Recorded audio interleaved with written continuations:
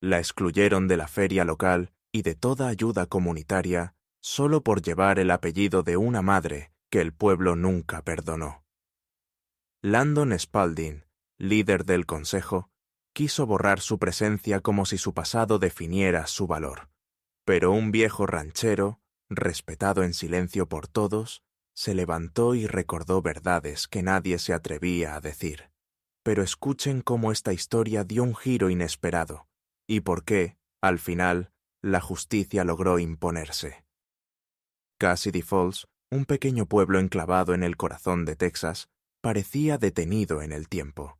No por su arquitectura ni por su paisaje árido, sino por algo más profundo: su mentalidad. Aquí, las decisiones no se tomaban en el ayuntamiento ni en votaciones abiertas, sino en el porche de la antigua casa colonial de la familia Dyer, donde se reunía el llamado Consejo de Heartland. Aunque no tenía estatus legal, todos sabían que eran ellos quienes trazaban los límites invisibles de lo que era aceptable, deseable y digno para la comunidad. El consejo estaba compuesto por los hombres y mujeres más ricos, herederos de generaciones de rancheros, banqueros y terratenientes. Se veían a sí mismos como guardianes de las tradiciones, como si sus juicios fuesen una extensión natural de la historia del pueblo. Cuando Allison James, una joven de 23 años, regresó a Cassidy Falls tras casi toda una vida lejos, lo hizo sin grandes gestos ni expectativas. Había crecido en hogares de acogida desde que era niña, sin pertenecer del todo a ningún lugar. Pero la muerte de su madre biológica, a quien apenas recordaba, le había dejado una propiedad olvidada en las afueras del pueblo. Un caserón viejo, con la pintura descascarada y la cerca cubierta de maleza. Para cualquier otro habría sido una carga. Para Allison era un punto de partida, pero su llegada no fue recibida con curiosidad ni bienvenida. Fue con silencios largos, miradas que evitaban encontrarse con la suya, y conversaciones que cesaban apenas ella entraba en un local. En Cassidy Falls, el apellido James cargaba con un peso difícil de borrar. Los más antiguos aún murmuraban sobre su madre, Rebecca James, como si hubiese sido una amenaza. Se fue con un camionero y dejó a la niña sola, decían. Nadie hablaba de por qué. Nadie recordaba su sonrisa, ni si era buena madre, ni qué dolor la había llevado a irse. Solo quedó la mancha, y para muchos, la hija heredaba la culpa. La gota que colmó el vaso llegó en el primer consejo comunitario al que Allison asistió como ciudadana. Fue allí donde, con su voz pausada y sonrisa tímida, pidió inscribirse en la feria artesanal anual. Quería ofrecer piezas de cerámica que había aprendido a moldear sola, con barro y paciencia. En medio del salón, mientras las sillas crujían y las persianas dejaban entrar rayos del sol tejano, se levantó un hombre alto, de traje beige impecable, con el cabello blanco peinado hacia atrás.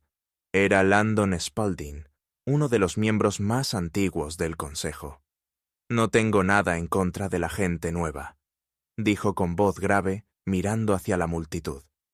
«Pero debemos proteger nuestra comunidad de ciertos elementos, personas que no comparten nuestros valores, personas que traen consigo historias que ya hemos superado».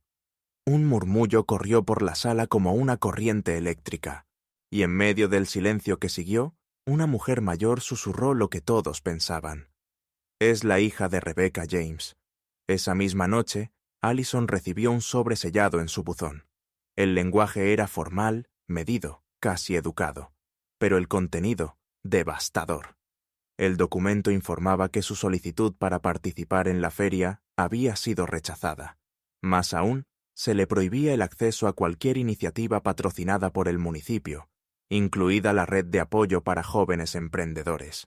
La razón, escrita con frialdad burocrática, era ascendencia incompatible con los estándares históricos y reputacionales de nuestra comunidad.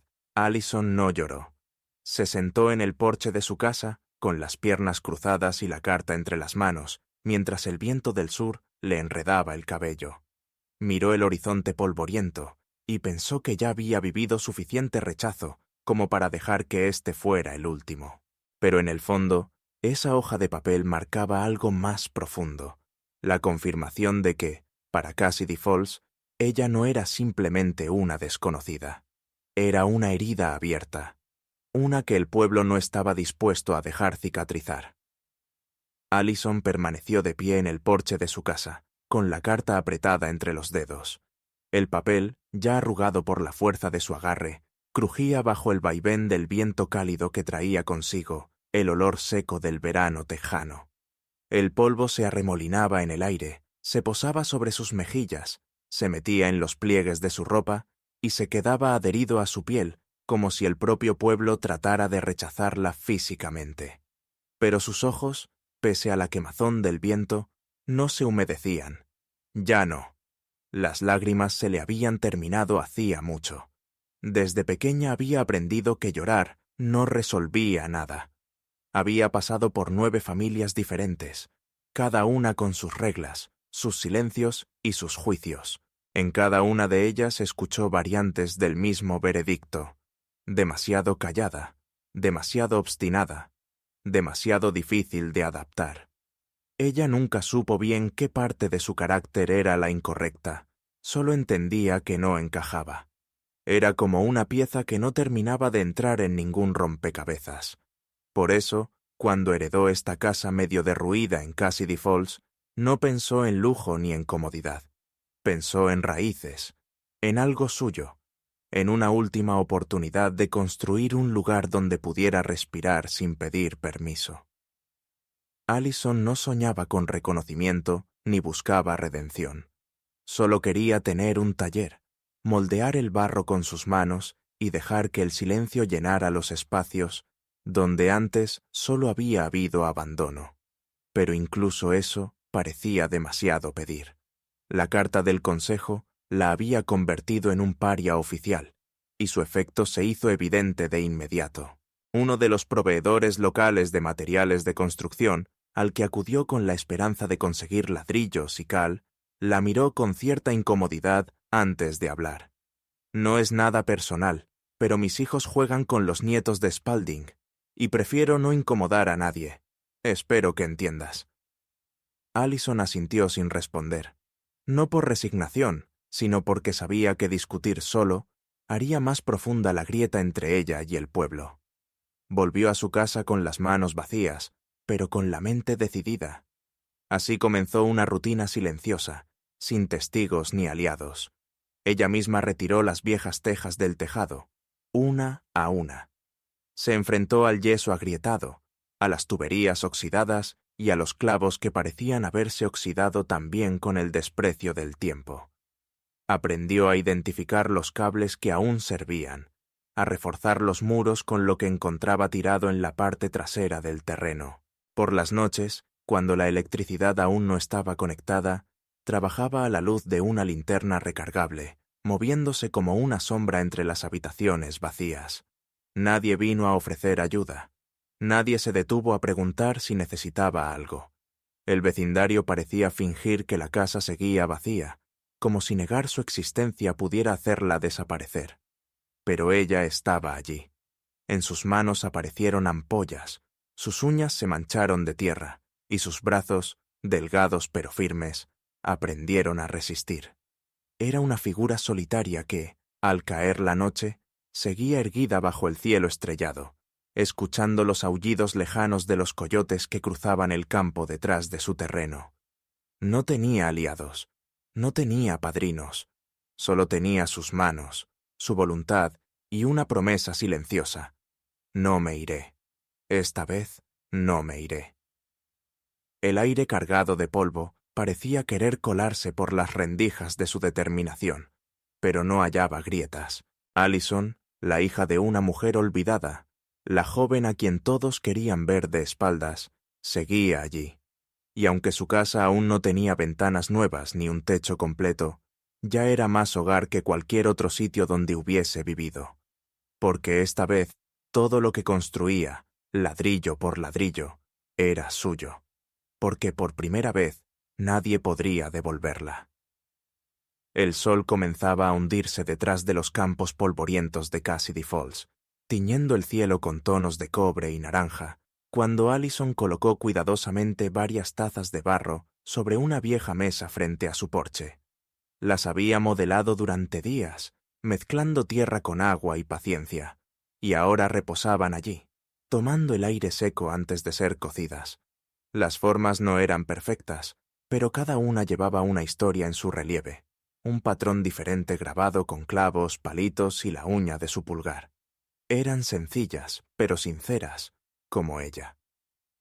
El polvo en el camino levantó una nube al escuchar el ruido de un motor viejo. Un pick-up oxidado se detuvo lentamente frente a la casa. El chirrido de la puerta al abrirse rompió el silencio de la tarde. De la cabina descendió un hombre alto, encorvado por los años, con una pierna algo rígida y un bastón de madera clara en la mano derecha. Llevaba puesta una camisa a cuadros descolorida, un sombrero vaquero con el ala doblada y una expresión que no revelaba simpatía ni juicio, solo observación. Se acercó sin apuro. Sus botas arrastraban polvo con cada paso, y sus ojos azules, marcados por el tiempo, se clavaron en una de las tazas. La levantó con cuidado, como si estuviera hecha de cristal, y la giró entre los dedos. «¿Quién te enseñó esto?», preguntó con voz ronca, sin levantar la vista. Allison, que había estado observándolo en silencio desde el umbral, respondió casi en un susurro. «Aprendí sola, mirando videos cuando podía, practicando». Él asintió. No dijo «bien hecho», ni tampoco cuestionó. Simplemente bajó la taza y la dejó en su lugar con respeto. Luego levantó la mirada hacia ella. «Soy Jed Harper», dijo. «En mi rancho, allá al oeste del pueblo, tengo un horno para cerámica. Lleva más de 15 años sin usarse. Si quieres, puedes darle vida de nuevo». Allison no supo qué decir. Lo conocía de nombre. Todos lo conocían. Era uno de los hombres más antiguos del condado, un veterano reservado que rara vez aparecía en público y cuya opinión no se discutía. Nadie sabía mucho de él, pero todos lo respetaban. No era parte activa del Consejo de Heartland, pero su palabra tenía más peso que la de cualquier político local. Ella lo miró con recelo, sin moverse. No entendía por qué un hombre como él, que no debía nada a nadie, vendría a ofrecerle ayuda sin razón aparente. Como si hubiera leído sus pensamientos, Jed se acomodó el bastón, miró de nuevo las tazas y habló con voz serena. «A la gente le gusta juzgar la sangre ajena, sobre todo cuando temen que les recuerde la suya. Sé cómo es eso. Mi madre también vivió esa historia». Allison sintió un leve temblor en el pecho. No era pena, ni tristeza. Era reconocimiento. Por primera vez, alguien no hablaba de su madre como una cicatriz. Hablaba como si hubiera sido humana, como si su historia tuviera valor más allá del escándalo. Jed Harper no estaba allí para darle lástima, ni para corregirla, ni para salvarla. Estaba tendiéndole una mano con la simpleza brutal de quien ha vivido lo suficiente como para no necesitar explicaciones. Ella dio un paso hacia adelante, todavía sin palabras. El aire entre ellos era cálido, cargado de polvo, pero también de algo que Allison no recordaba haber sentido en mucho tiempo. Respeto. En ese instante, supo que, aunque el pueblo la siguiera viendo como una mancha en su mapa, no todos compartían esa ceguera. A veces, la voz que más importa no es la que grita más fuerte, sino la que se atreve a hablar cuando todos callan. Y Jed Harper acababa de romper, con solo unas pocas palabras, el muro que Cassidy Falls había levantado durante años. Desde aquel atardecer en que Jed Harper le ofreció el uso de su viejo horno, Allison comenzó a visitar su rancho casi cada tarde. No era una rutina pactada, ni existía un horario. Era más bien un acuerdo silencioso entre dos personas que entendían el valor de la tierra, del trabajo y de la dignidad. Jed no hacía preguntas sobre su pasado, y Allison no hablaba más de lo necesario. Él simplemente le enseñaba. Le mostró cómo reconocer el punto exacto en el que el calor endurece la arcilla sin quebrarla, cómo preparar esmaltes resistentes a la intemperie y cómo lograr ese tono entre verde quemado y ámbar que parecía sacado de los campos tras la cosecha. Su manera de enseñar era simple. Hacía y esperaba que ella imitara. Y Allison aprendía rápido. En pocos días transformó sus piezas. Ya no eran solo objetos útiles, eran pequeñas obras que hablaban de esfuerzo y evolución. Jed la miraba trabajar en silencio, y aunque no la elogiaba con palabras, a veces asentía levemente, y ese gesto valía más que cualquier aplauso. Cuando tuvo suficiente para llenar una mesa, Allison no pidió permiso. No buscó aprobación. Colocó una vieja tabla de madera junto a la carretera que cruzaba frente a su terreno, puso sobre ella varias de sus piezas y clavó una señal escrita con pintura blanca. Handmade by Ellie. No usó su apellido, no por vergüenza, sino por decisión. Quería que el nombre que la acompañara fuera el que ella estaba construyendo con sus propias manos. La primera semana nadie se detuvo, pero la segunda, un matrimonio de paso en una camioneta de Nebraska, frenó y compró 2 tazas. Luego, una pareja joven de turistas de San Antonio elogió los diseños y se llevó un cuenco. La noticia comenzó a correr de boca en boca, como lo hacen las cosas verdaderas. Pronto, los domingos por la tarde, su mesa se llenaba de visitantes. Algunos venían con dirección exacta, otros solo por curiosidad. Jed, siempre escéptico de la tecnología, se dejó convencer y ayudó a crear un sitio web simple. Solo fotos, precios y un número de contacto. Nada de adornos. Y fue suficiente. Los pedidos comenzaron a llegar desde otras ciudades. Algunas piezas viajaron incluso a otros estados. La historia de la joven ceramista de Cassidy Falls, que trabajaba con técnicas tradicionales, comenzó a circular por foros artesanales, y con cada nuevo encargo, Allison sentía que una pequeña parte del muro que el pueblo había levantado a su alrededor se agrietaba. Cuando el otoño tocó las puertas con sus brisas secas, llegó también una carta inesperada. La invitación oficial a participar en la Exposición Regional de Artesanos en Austin. Era uno de los eventos más respetados del estado, y recibir esa invitación no era un gesto menor. Era un reconocimiento. Allison la sostuvo entre los dedos como si fuera irreal, como si el papel pudiera deshacerse si lo apretaba demasiado fuerte. La noticia, sin embargo, no fue bien recibida por todos. En Cassidy Falls, el Consejo de Heartland reaccionó con inquietud. En una de sus reuniones, donde el humo del café se mezclaba con los suspiros tensos, Landon Spaulding levantó la voz con la misma autoridad de siempre. «Esto es inaceptable», dijo. «Ella no representa a Cassidy Falls. No podemos permitir que use el nombre de nuestro pueblo para promover su imagen». Hubo murmullos, algunos asentimientos, pero no todos. La incomodidad flotaba. La figura de Jed Harper comenzaba a pesar, aunque él no estuviera en esa sala. Al día siguiente, los organizadores de la exposición recibieron una carta del Consejo pidiendo que reconsideraran la participación de Allison James. La respuesta fue breve y directa. Ella no representa solo a un pueblo, representa a Texas, y lo hace como una de las mejores artesanas del estado. Y así, sin alardes ni discursos, Allison cruzó el umbral que tantos intentaron cerrarle. No necesitó permiso, solo fuego, barro y voluntad. La primavera había llegado a Cassidy Falls con la delicadeza de las lluvias finas y el murmullo de los árboles recién reverdecidos. El salón comunal, decorado con banderas del condado y bancos de madera lustrada, se preparaba para una nueva sesión del Consejo de Heartland. Era una costumbre tan antigua como el propio pueblo. Hombres y mujeres con apellidos de generaciones se reunían allí para defender los valores locales. Pero esa tarde, algo cambió. Allison cruzó la puerta sin bajar la mirada. No llevaba ropa costosa ni un discurso preparado. Iba vestida con sencillez, blusa de lino y botas con barro seco en la suela.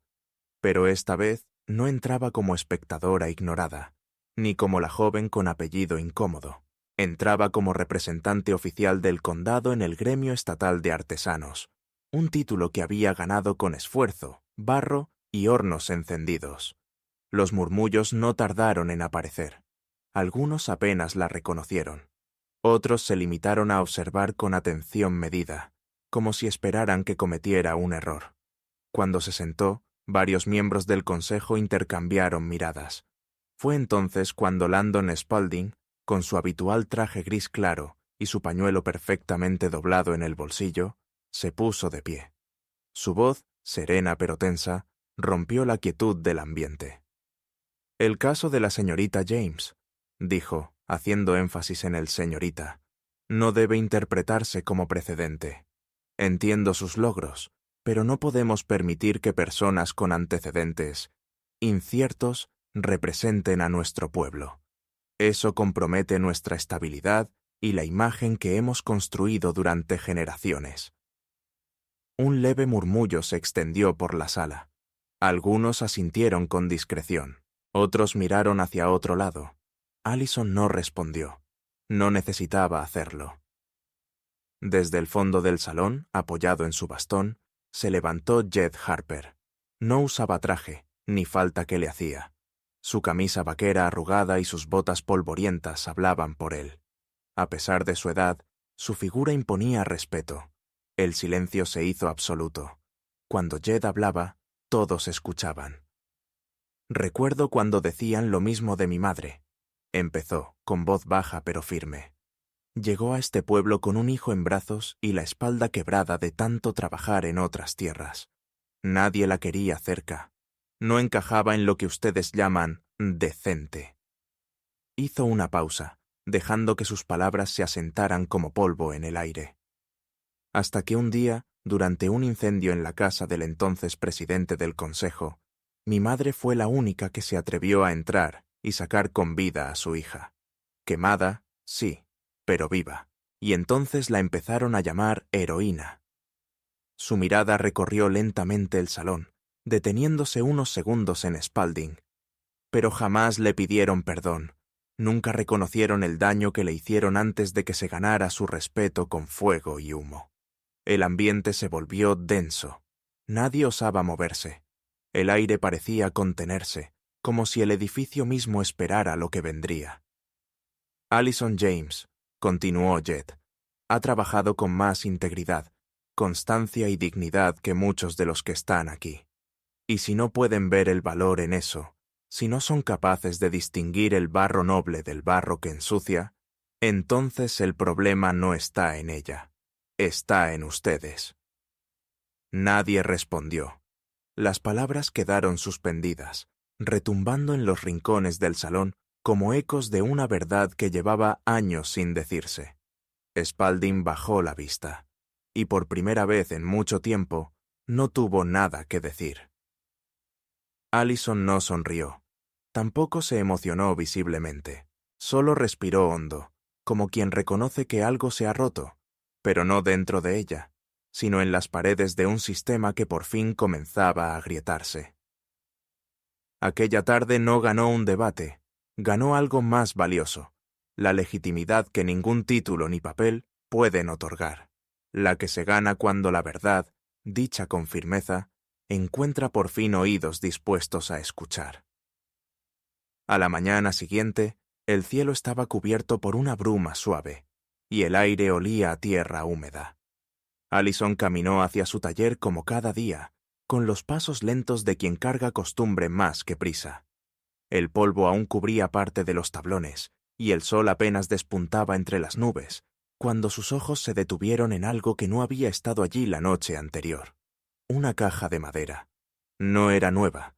Tenía marcas de uso, esquinas astilladas y el color del barniz desvanecido por el tiempo. Estaba colocada justo junto a la puerta del taller, apoyada con cuidado, como si quien la dejó hubiese querido asegurarse de que no se pasara por alto, pero tampoco llamar la atención. Allison se agachó con cautela.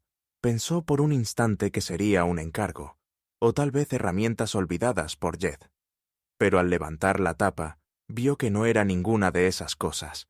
Eran cartas, decenas de sobres, algunos doblados, otros cerrados con cinta adhesiva, todos escritos a mano. Las caligrafías eran distintas, unas firmes, otras temblorosas, unas con letras grandes y desordenadas, otras con precisión escolar. Tomó el primero, lo abrió con manos que apenas disimulaban el temblor.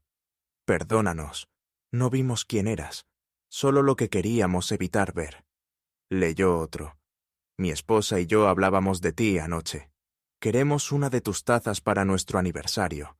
Siempre supo elegir mejor que yo». Y otro. «Te juzgué, no por ti, por lo que pensaba de tu madre. Me equivoqué». Allison no supo en qué momento sus piernas la llevaron a sentarse en el suelo, junto a la caja.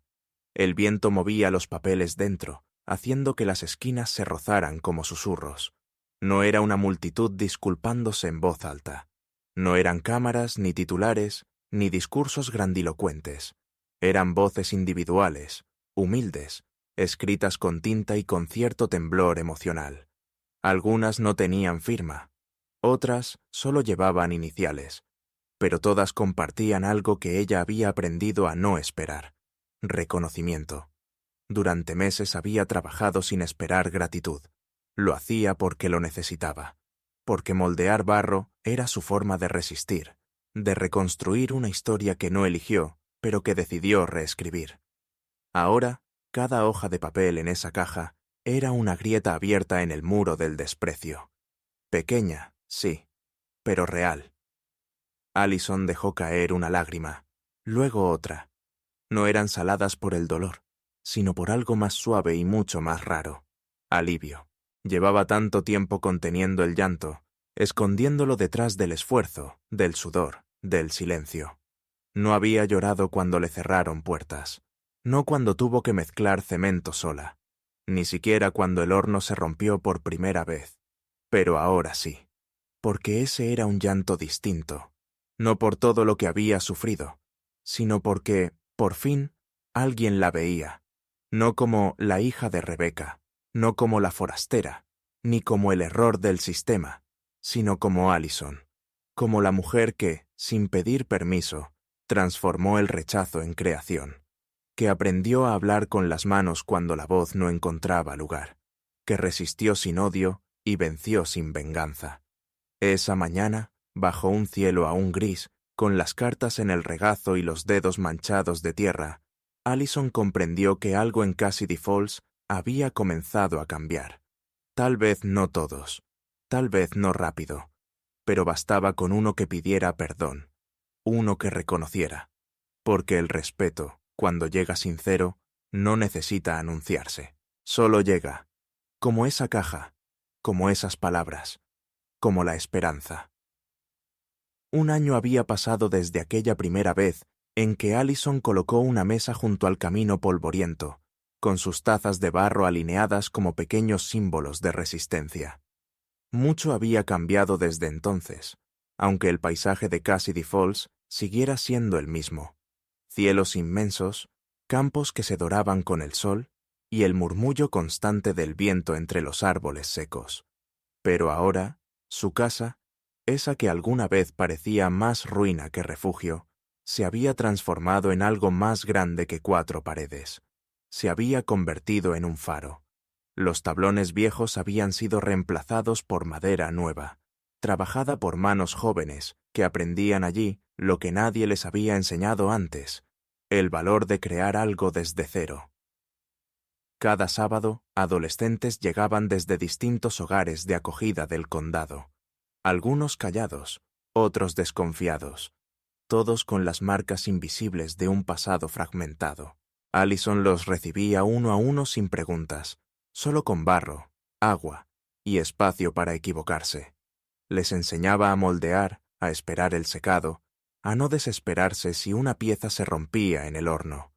Les hablaba de paciencia, de errores útiles, de cómo a veces la grieta en una taza es lo que le da carácter. Bajo su guía, los talleres no eran solo sobre cerámica, eran una excusa para hablar de dignidad, de reconstrucción, de valor personal. Allison había creado un pequeño programa de formación para jóvenes sin familia estable, y aunque no contaba con gran presupuesto ni apoyo institucional, lo dirigía con una determinación silenciosa que pocos se atrevían a cuestionar.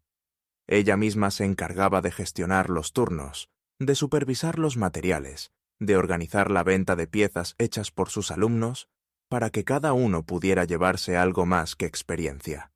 Una señal tangible de que su trabajo tenía valor. Muchos de esos jóvenes, por primera vez, recibían un pago por algo hecho con sus manos, y aún más importante, recibían respeto. La casa, antes vacía, ahora tenía vida. Voces, risas, herramientas, cuencos recién moldeados en los estantes y tazas imperfectas en cada rincón. Donde antes solo se oían los aullidos de los coyotes, ahora resonaban conversaciones, planes, pasos de jóvenes que llegaban inseguros y salían más firmes.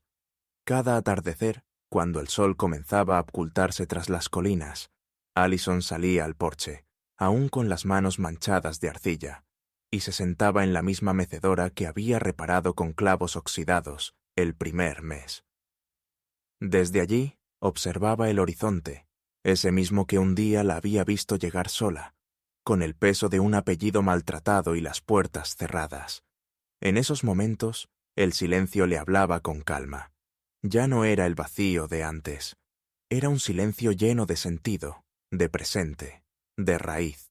Ella cerraba los ojos por un instante, respiraba el aire seco que ya no le parecía hostil, y murmuraba con voz firme, sin rabia ni lamento. Esto lo construí yo, sola, y no le debo disculpas a nadie por merecer estar aquí. No era un grito, era una afirmación, una semilla sembrada con cada noche de trabajo, con cada taza quebrada y vuelta a moldear, con cada mirada que antes evitaba la suya y ahora la buscaba con respeto. Allison no había buscado venganza, había buscado pertenencia, y la encontró no al ser aceptada, sino al hacerse imposible de ignorar.